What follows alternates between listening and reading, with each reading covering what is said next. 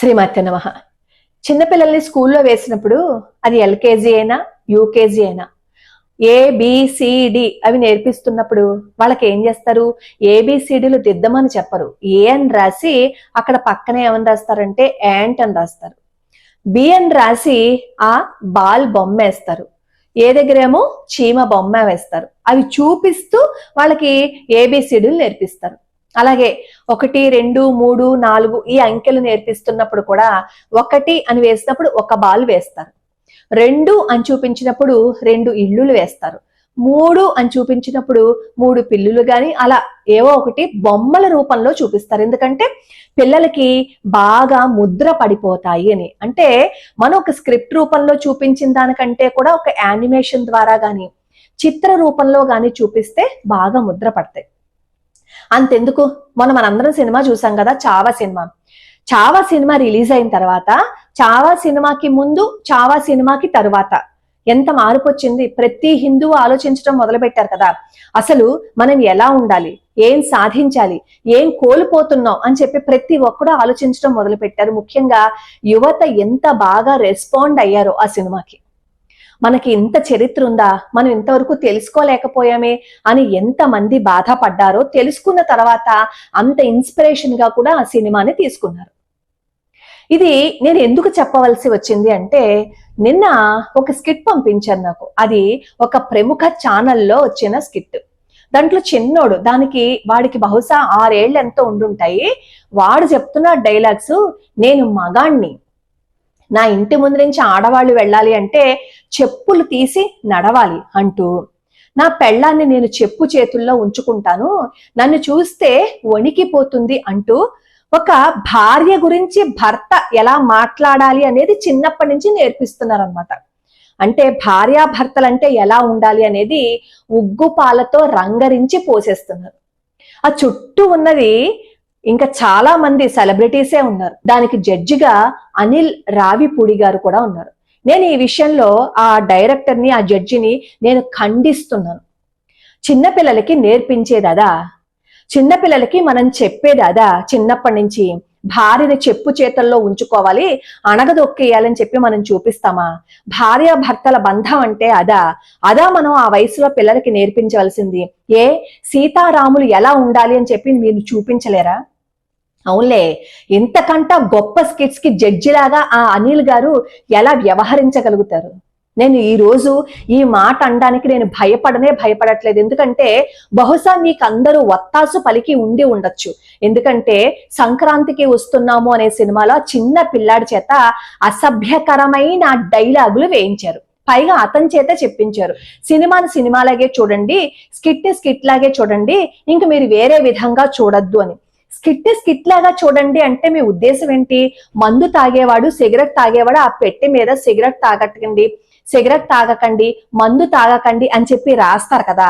Cigarette పెట్టె మీద cigarette తాగకండి అని రాస్తే సిగరెట్ కాల్చడం ఎవరైనా మానేస్తున్నారా? అయ్యో, పెట్టె మీద సిగరెట్ తాగడం ఆరోగ్యానికి హానికరము అని చెప్పి ఎవరైనా తాగడం మానేశారా? అలాగే మందు అడ్వర్టైజ్మెంట్ వచ్చేటప్పుడు మందు తాగడం ఆరోగ్యానికి హానికరం అని చూపిస్తుంటే ఎవరైనా తాగడం మానేశారా? ఇప్పుడు మీరు కూడా అదే విధంగా చూపించారు కదా. చిన్న పిల్లల చేత అసభ్యకరమైన డైలాగులు అవన్నీ వేపిస్తూ ఇది స్కిట్ లాగే చూడండి అని చెప్పి, ఇది సినిమా వరకే చూడండి అని చెప్పి చెత్త మాటలు మాట్లాడించారు కదా. ఇది భావ్యమా? ఇది కరెక్టేనా? ఇదా మనం మన పిల్లలకి నేర్పించవలసింది? ఇదా పెద్దవాళ్ళగా మనం చూపించవలసింది?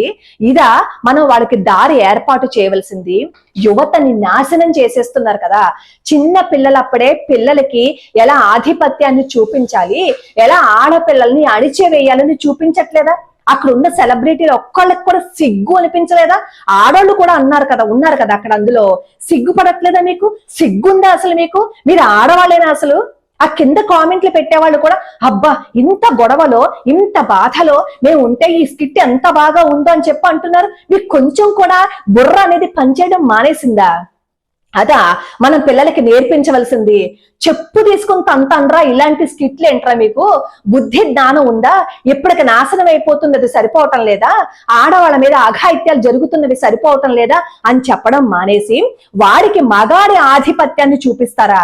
పైగా తెల్లారు లేస్తే పొద్దున్న ఆడది ఎలా ఉండాలి, జుట్టు విరబోసుకోకూడదు, ఇలా నిక్కర్లు వేసుకోకూడదు, ప్యాంట్లు వేసుకోకూడదు, చున్నీ వేసుకోవాలి అని రూల్స్ చెప్తారే, మరి ఆ మగాడికి ఎందుకు చెప్పట్లేదు? ఆ మగాడికి ఎందుకు వాడి ఆధిపత్యాన్ని చూపిస్తున్నారు చిన్నప్పుడే? మీ ఎవరికైనా సిగ్గుందా అసలు? మీరు మనుషులేనా అసలు? మీకు అసలు బాధ్యత అనేది ఉందా అసలు? ఇవన్నీ నేను తెలిసే తిట్టాను. ఎవరైనా కింద కామెంట్లు పెట్టుకుంటే పెట్టుకోండి, నేను అసలు లెక్కే చేయను. పిల్లల్ని నాశనం చేసేయకండి. మీ టిఆర్పి రేటింగ్ల కోసం, మీ ఎంటర్టైన్మెంట్ల కోసం సర్వనాశనం చేసేస్తున్నారు పిల్లల్ని. ఈ రోజు పిల్లల్ని మీరు ఏదైతే మొలక వేసి చూపిస్తున్నారో, రేపు పొద్దున్న వాళ్ళు పెళ్ళైన తర్వాత ఇదే ముద్ర పడిపోయి అదే నేర్చుకోరా? ఇదా మీ సంస్కారం? పైగా సిగ్గు లేకుండా అందరూ నవ్వుతున్నారు అక్కడ కూర్చుని. చిచ్చి, కింద కామెంట్లు పెట్టేవాళ్ళు కూడా సిగ్గు లేదా మీ అందరికి? కామెంట్లు అంత పాజిటివ్ గా పెడతారా? అంటే ఒక నాశనానికి దారి ఎలా తీయాలి అనేది వాళ్ళు చూపిస్తుంటే ఎంత చక్కటి కామెంట్లు పెడుతున్నారో చూడండి. అంటే నెగిటివిటీని ఎంత ప్రోత్సహిస్తున్నారో. రేపన్న రోజు మీ ఇంట్లో ఇలాంటి వాడే పుట్టి ఇంకొకరిని ఏడిపిస్తూ ఉంటే చెడ్డ పేరు మీకు వస్తుంది చూసారా? ఆ రోజు తెలుస్తుంది మీకు బాధ అంటే ఏంటో. ఒక సినిమా చూసి ఎంతమంది ఇన్స్పైర్ అవుతుంటే మీరు ఇలాంటి చెత్త స్కిట్లు వేస్తే ఎంతమంది పిల్లలు ఇన్స్పైర్ అయిపోతారు. అదే రోల్ మోడల్ గా తీసుకోరా? సిగ్గు శరం ఉంటే ఇలాంటి దరిద్రపు కొట్టు స్కిట్స్ను సినిమాలో ఇలాంటి చెత్త డైలాగులు వేయకండి మీ స్వార్థం కోసం.